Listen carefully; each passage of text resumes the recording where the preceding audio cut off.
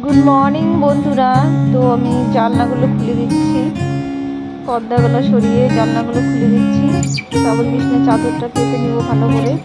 বিছানার চাদর পাতা হয়ে গেছে, এবারে ফার্নিচারগুলো মুছে নিচ্ছি।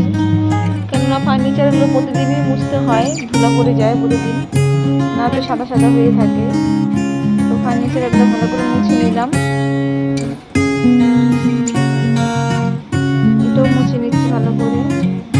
যেটা কুলারটা ওটার মধ্যে ধুলা পড়ে গেছিলো, ওটা ভালো করে মুছে নিচ্ছি। গোদরেজটা মুছে নিলাম ভালো করে।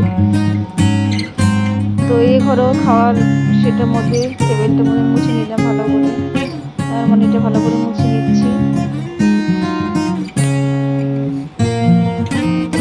পুতুলটা করে ধুলা পড়ে গেছিলো, ওটাকে ছেড়ে দিলাম একটু ভালো মতো।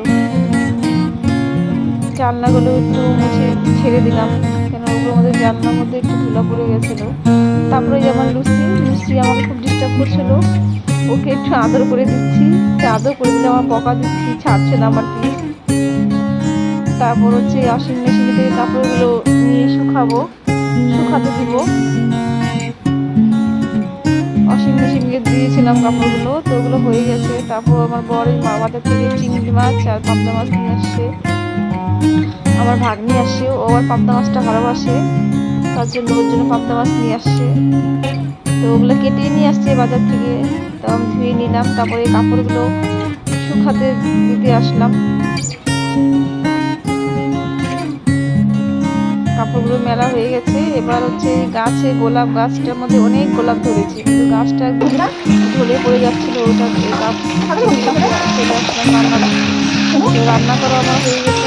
চিংড়ি মাছটা দিয়ে দিলাম, দিয়ে জল দিয়ে নামিয়ে দিব।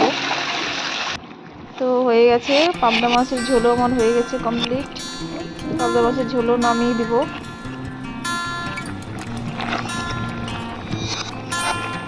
পাবদা মাছের ঝোলও আমার হয়ে গেছে।